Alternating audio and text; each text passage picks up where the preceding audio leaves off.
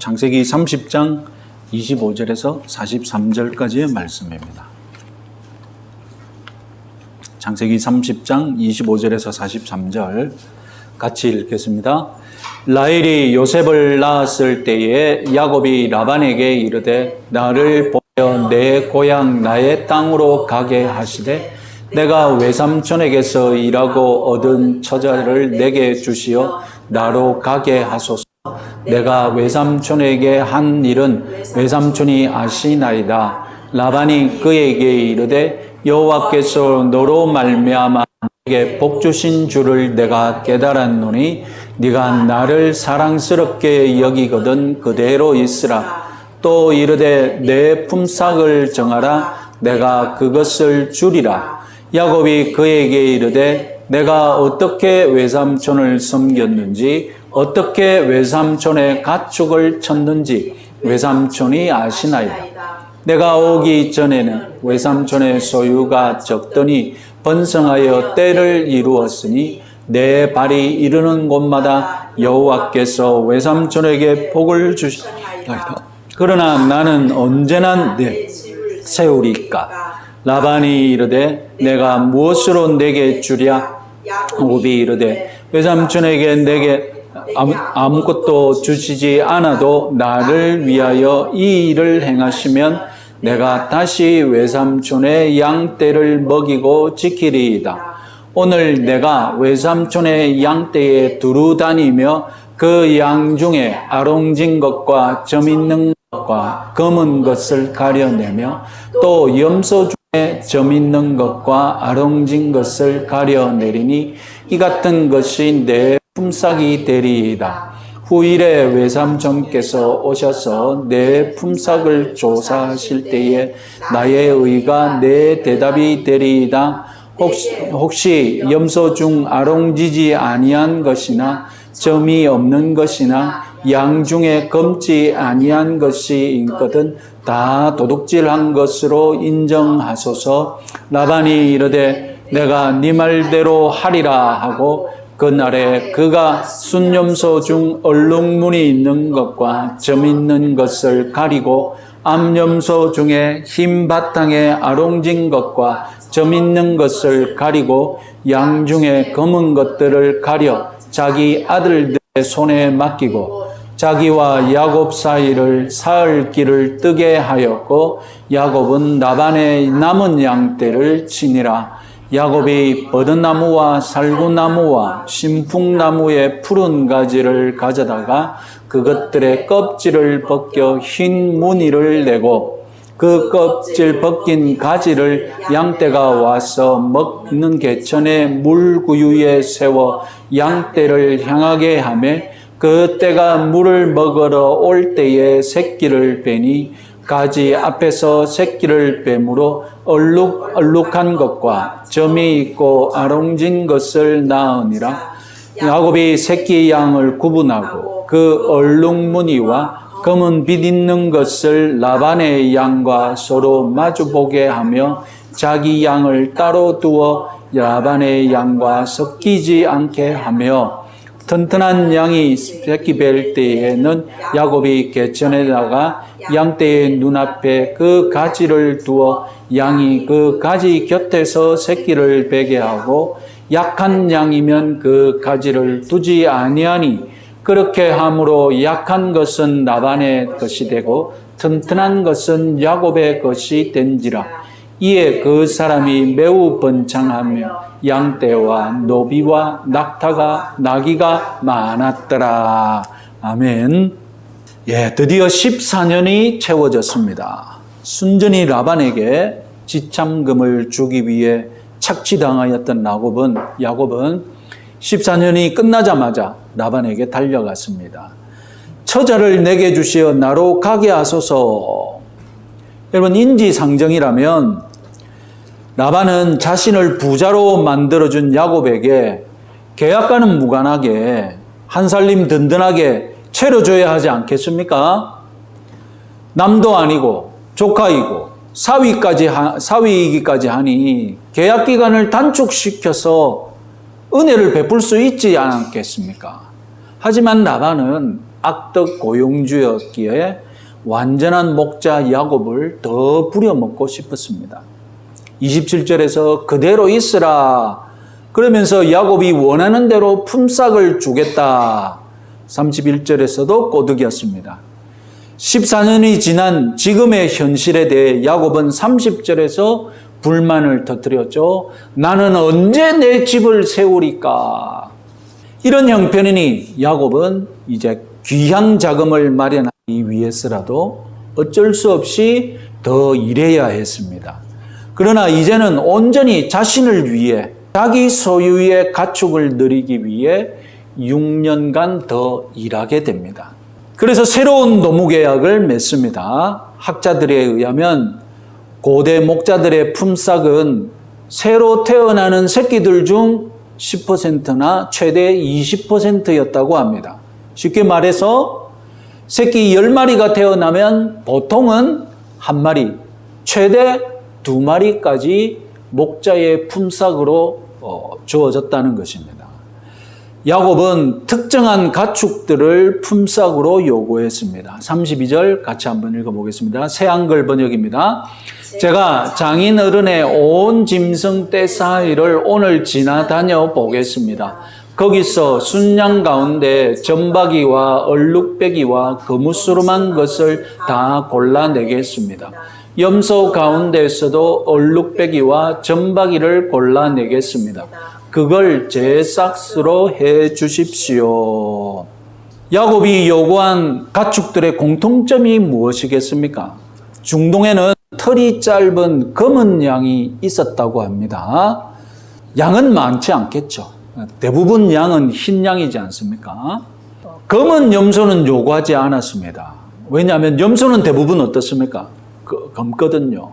그럼 야곱이 요구한 가축은 양의 경우에는 점박이, 얼룩배기, 검둥이, 한마디로 흰색이 아닌 양을 요구했고, 염소의 경우에는 얼룩배기, 점박이 2가지 색 이상을 가진 염소였습니다. 흰색이 아닌 양, 2가지 색을 이상 가진 염소, 이렇게 길게 말하기보다는 설교의 편의상 지금부터 양의 품삯은 2가지 색을 가진 가축이라고 편하게 요약해서 부르기로 합시다. 아마도 이렇게 야곱이 제안한 까닭은 양, 염소 소수를 원한 것이죠. 딱 눈에 띄게 적은 것이 무엇이냐? 양은 흰 양이 많고 흰 양이 아닌 양이 적고, 염소는 검은 염소가 많고 검은 금염소가 아닌 염소가 적고, 아마 딱 보기에 10분의 1쯤 된 것 같습니다. 그러니까 야곱이 자신 있게 자기 품삯을 요구한 것이죠. 10분의 1쯤 되니까 이것을 나에게 달라. 그래서 자기가 품삯을 가지면 이것을 기반으로 이제 새끼를 낳고 증산시킬 계획이 야곱의 원계획이었습니다. 라반은 이게 웬 떡이냐고 그 제안을 덥석 물었습니다. 라반에게는 언제나 빨대를 꽂을 아이디어가 솟아났기 때문입니다. 라반은 야곱의 제안을 들어주는 척하면서 즉각 야곱을 착취할 계획을 착수합니다.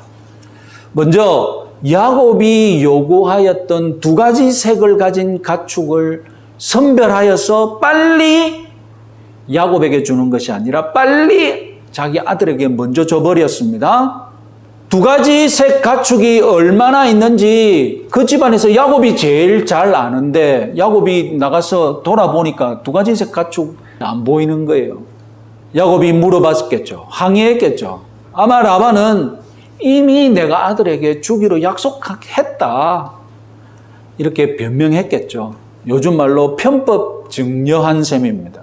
다음으로 애초에 주기로 했던 2가지 색 가축이 한 마리도 없는 상태에 완전히 흰둥이 양만 야곱이 목동 일을 할 수 있게 주었습니다. 이것은 무엇을 뜻합니까? 이제 여기서 태어나는 가축 중에 네가 원했던 2가지 색 새끼가 태어나면 네 몫이다, 이렇게 된 것이죠. 마지막으로 한술 더 떠서 야곱이 돌볼 흰둥이 가축들과 들이 편법으로 증여받은 두 가지 색 가축들 사이에 사흘길을 두게 했습니다. 하루길도 아니고 사흘길이었습니다. 야곱이 두 가지 색 가축을 빼돌려서 교미하지 못하게 막은 것입니다. 정말로 못돼 처먹은 놈이라는 말이 딱 어울리죠. 이렇게 불공정한 계약 변경, 아니 착취 계약은 앞으로도 거의 7개월마다 한 번꼴로 있었다고 야곱은 나중에 밝힙니다. 그런데 야곱은 이런 최악의 시나리오를 예상했다는 듯이 반응합니다. 차분하게 즉각 두 가지 색 가축 증산 계획에 돌입합니다. 라반이 간교하게 움직일 것을 아마 예상하고 자기 나름대로 플랜 B를 준비했던 것 같습니다. 야곱도 나름대로 간교한 면에서는 한몫하지 않습니까? 야곱의 반격은 흰둥이 부모에게서 어떻게 두 가지 색 새끼를 출산시키느냐, 나름대로 자기가 알고 있는 것을 동원하는 것이었습니다.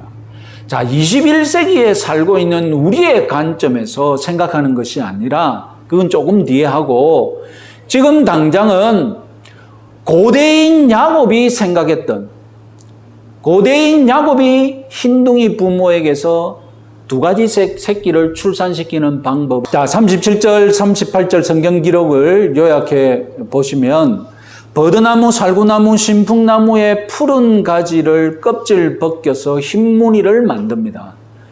한 가지 색 나뭇가지를 두 가지 색으로 만든 것입니다. 이 두 가지 색 나뭇가지를 물구유에 세워둡니다. 그러면 두 가지 색 나뭇가지의 수액도 물구유에 섞이겠죠. 그래서 흰둥이들이 두 가지 색 나뭇가지를 보면서 두 가지 색 수액이 섞인 물을 먹도록 했던 것입니다. 이렇게 흰둥이 부모일지라도 두 가지 색을 보고 마시고 교미하면 두 가지 새끼가 나온다고 야곱은 믿었던 겁니다. 그리고 그렇게 실행에 옮긴 것입니다. 이런 계획에다가 간교한 방법까지 또 한 가지 더 동원했는데 41절, 42절에 의하면 건강한 양은 야곱이 자기 것으로 삼도록, 그리고 약한 양은 라반의 것이 되도록 야곱이 손을 썼다는 것입니다. 완전한 목동이니까 건강한 양, 약한 양 딱 보면 알잖아요. 그래서 이렇게 두 가지 계획을 동원해서 실행했다는 것입니다. 자, 이런 계획을 실천할 때 야곱의 마음은 어떤 마음으로 이런 계획을 실천했을까요? 어떤 분은 야곱이 라반의 양을 친 것은 계속해서 이타적인 봉사를 한 것이다. 심지어는 부하게 되려고 노력하지도 않았다. 야곱이 믿음이 좋아서, 야곱이 온유해서 양보를 했다는 것입니다. 그러니까 하나님이 복을 주신 것이다. 이렇게 해석하기까지 아닙니다. 아니죠. 완전히 거꾸로죠. 야곱은 지금 라반에게 복수해서, 라반이 14년 동안 자기에게 착취한 것들을 어떻게 하려고 합니까? 보상받으려고 하는 것이죠. 부자가 되어서 떳떳하게 기양하려고 자기의 모든 에너지를 지금 쥐어 짜내고 있는 것입니다. 소위 마지막 승부를 지금 하란에서 걸고 있는 것입니다.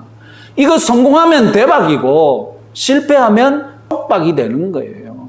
그래서 건강한 가축은 자신이 가지고 약한 놈은 라반에게 주고, 어쨌든 자기가 알고 있는 목동 지식을 총동원해서 지금 두 가지 색을 가진 새끼를 출산하려고 애를 쓰고 있는 겁니다. 자, 이제 21세기 관점에서 야곱의 이 행동을 판단해 봅시다. 우선 우리는 고대인들이 이해했던 자연 지식, 생물 지식을 비난하기보다는 일단 용납해야 되죠. 고대의 최고 과학자 누구겠습니까? 고대의 최고 과학자. 그가 쓴 책이 1500년 동안 중세 유럽을 지배했습니다. 그래서 이 사람이 말한 것이라면 다 믿었습니다. 누구겠습니까? 아리스토텔레스입니다. 이 아리스토텔레스도 양이 먹는 물과 양의 색깔은 연관되어 있다라고 가르쳤습니다. 그러나 여러분, 우리는 유전과 DNA에 대해 우리는 조금 알고 있기 때문에 정확한 건 모르지만 연관 들어서 알고 있잖아요. 피부색은 유전된다는 것, 피부색은 부모가 결정한다는 것을 알고 있습니다. 라반과 야곱 두 사람 다 오늘날 우리가 아는 유전의 법칙을 모르고 있는 상황입니다. 그럼에도 라반은 경험에 근거해서 흰둥이 부모에게서는 흰둥이 새끼가 나온다고 믿고 야곱에게 흰둥이만 맡겼고 야곱을 착취하려고 계획을 진행시키고 있습니다. 야곱은 두 가지 색을 보고 두 가지 색을 먹고 교미하면 흰둥이 부모에게서도 두 가지 색 새끼를 낳을 수 있다고 믿고 라반에게 도전하고 있습니다. 여러분 보시기엔 누가 이기겠습니까? 당연히 라반이 이기죠. 야곱은 헛다리 짚었습니다. 승부 볼 것도 없습니다. 영리한 야곱은, 간교한 야곱은 자신의 잔머리만 믿다가 결국 인생 최대의 실수를 저지르고 만 것입니다. 이제 라반의 배만 부를 일만 남았습니다.